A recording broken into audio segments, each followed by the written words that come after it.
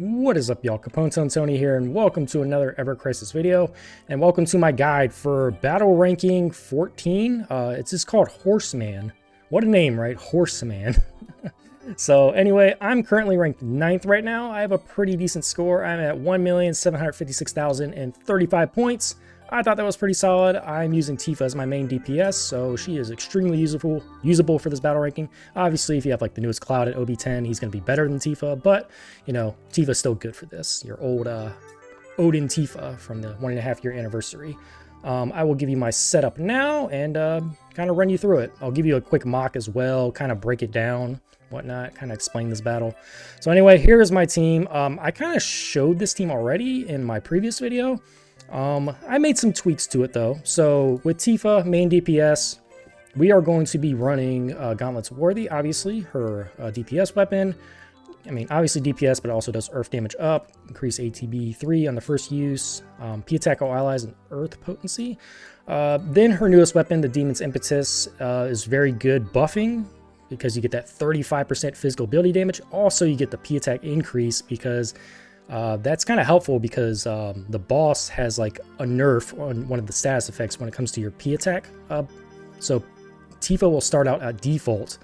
Everyone else will start at -3 if you have her ultimate. So this actually starts you out at +3 on P attack up, but you'll start out at 0 because of the negative status effect. But then you just cast this one time, you'll be back up to +3 on P attack. If you don't have this, you probably just got to use the Advent Children weapon, or I don't know, something else that raises P attack, right? I think that would work. P attack and quick earth potency stat 6 on all the materia. Got a 9.3, 11.4 solid, and a 9.2 there. So using her battler ensemble in the main hand, so you get the exploit weakness twice in the battle, which is very helpful. Using the limit break dolphin blow for the +4 ATB gauge, going to be good for animation canceling to progress the battle forward.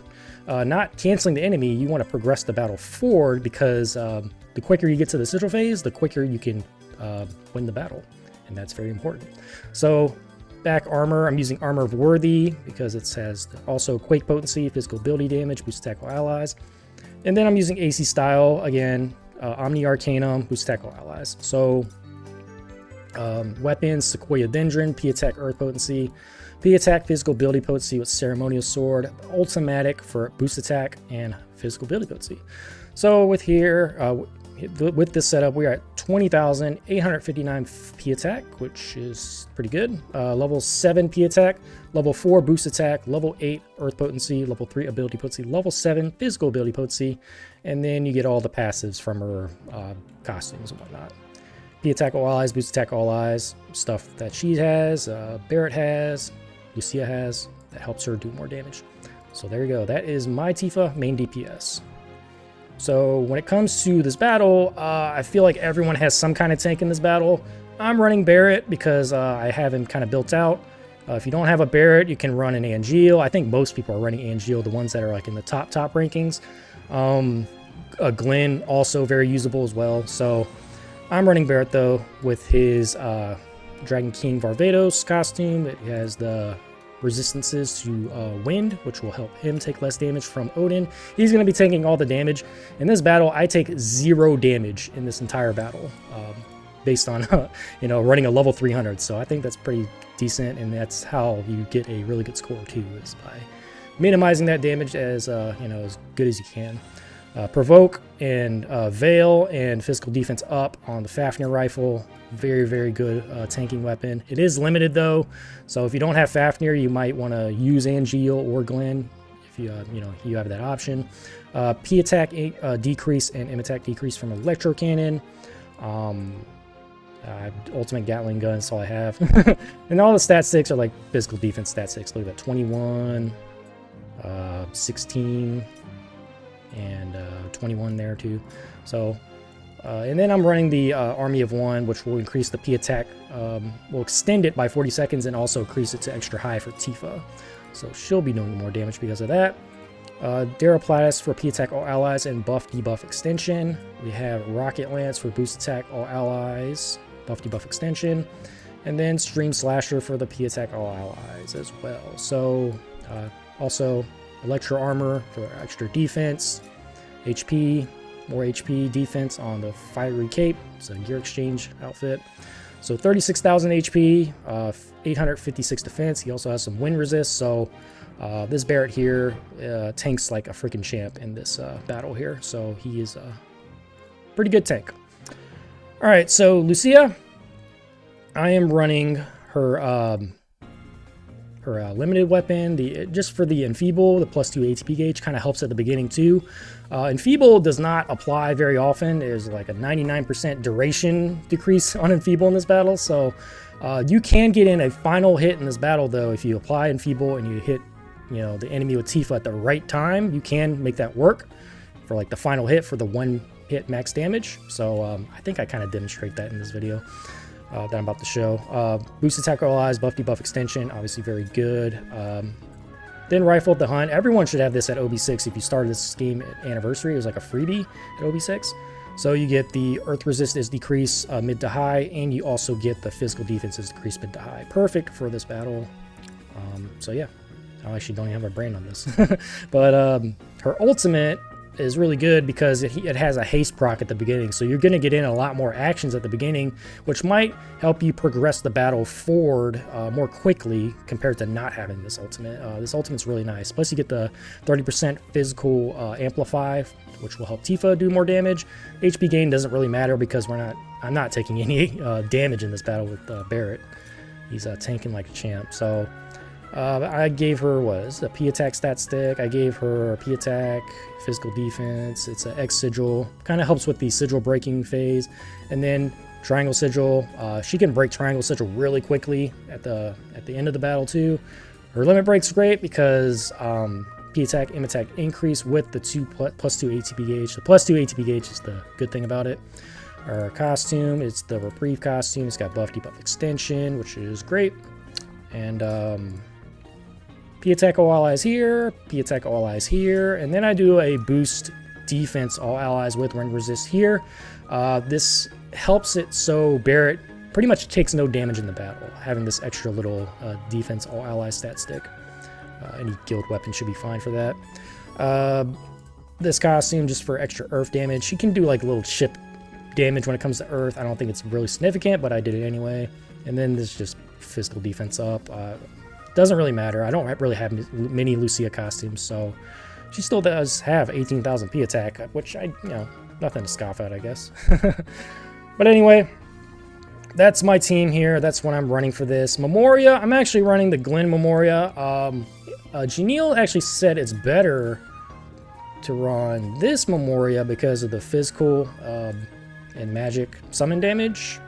So yeah, Odin, obviously Horseman Odin is a summon, so 20% there. I think that scales better than the 20% earth potency, but I can't run this because you take a huge hit when it comes to physical defense, and that really hurts my team. So I just can't do it. So I'm just still sticking with the Glenn limit break, the 3x soldiers one, because you do get that big physical defense boost with the P attack and earth potency. So I think that one still works. I still kill pretty semi quickly. But yeah, this is my team. If you don't run Lucia, I've seen Janelle run Yuffie as a really good kind of support, because Yuffie can do the earth potency up with her, not earth potency, but the earth bonus damage.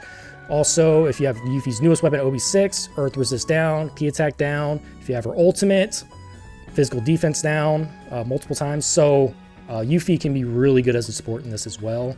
But I don't have a lot of those weapons, so I can't do that. So this is the team I'm running, and I think it's pretty decent. So yeah, that's pretty much it. I'll get into a mock right now and show you how this goes. So let's get right into it.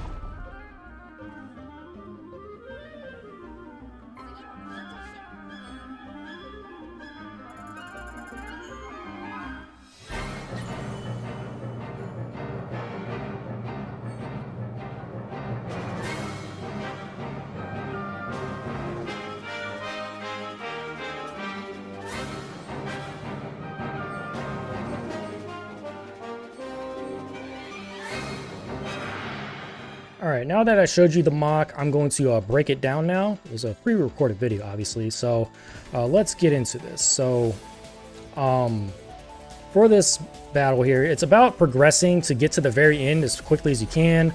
I'm doing all the buffs and debuffs right now for these characters. As you can see, Barret took no damage in this battle. I'm doing the buffs for Tifa, Exploit, the physical attack up buff. Enfeeble wasn't really necessary, but that +2 ATB gauge there helps Barret get in all the P attack down that he needs to do, as well as the Veil from his Dragon's Roar. See, the Veil, like, never...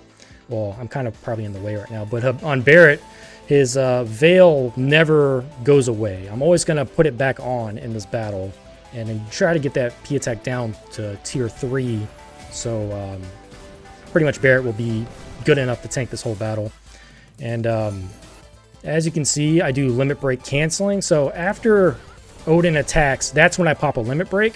So you kind of like cancel his animation so you can kind of progress the battle to go faster. You don't want to cancel him to make him do his attack again like we usually do, but you want to cancel him after he uses his attack. This will progress the battle to go forward. You want to get to the sigil phase as quickly as possible. So once you break his gauge, that's when you can kind of progress this battle here. And yeah, so right now he's gonna go do his car or whatever, his the Fuhrer. So once he does that, now the battle gonna get that P attack down to tier 3. They're just doing attacks. They can handle themselves. See, again, he uses the attack, and I use a limit break immediately. So boom, limit break. This will make it so I don't have to sit through the animation, all that stuff. So once after the limit break's done, he kind of, you know, goes back forward to his next attack. Right. The animation canceled to get the battle moving further quickly. Then Tifa's just doing DPS again. Lucia's is doing whatever. It's fine. Then again, I do the animation cancel, progress the battle forward. Now for Tifa, I'm going to get Exploit and then get her physical attack buff back in. All the other buffs are fine at the moment. So this is where the sigil phase kicks off. I pop overspeed on pretty much everybody. And then we get our X sigils in. And now he's going to do an AoE attack. So this is where you do have to cancel. So you want to have a limit break ready to cancel this animation here. If he gets this attack off, everyone's going to take AoE damage. It's going to hurt your score. So I use the Army of One. Ideally, you want to get this max. You want to get that damage sigil max for the highest damage you can get.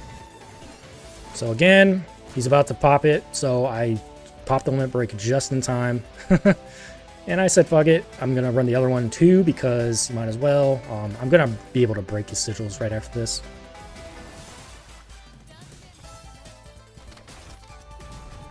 This whole end is like somewhat sloppy for me, but it is hard to replicate these type of runs. Alright, so I'm going to break it here, and then we're going to get in a hit with Tifa. Did not kill, which kind of sucks. This is where I can actually improve. If I had Lucia use her Enfeeble here and then Tifa hit, it would probably have killed him right there, and that would have got me out of the battle quicker. Plus, the one-hit max damage would have been higher, but, you know, that's where I can improve here. And after this, I use the regular attack again, and I could have just used Quake Blue to probably kill him there to save a couple more seconds, but, you know, those are some things I can improve on. But damn, it is very hard to kind of replicate this run. I've been getting a lot of like 174s, 173s, you know. But this run is my favorite so far. But there is room for improvement. I think I could probably push this maybe to a 177 maybe, or at least a high 176. So yeah, my current score, as you can see, no damage taken, 116 on the battle.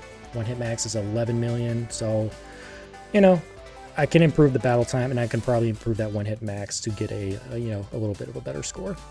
But overall, 1756 I think is pretty solid. It is still a top 10 in my ranking. I'm not sure if it'll hold up, but might hold up for top 20 maybe. I don't know. Battle rankings go crazy. All right, so that is that. So yeah, that is my mock. That's my breakdown for battle ranking.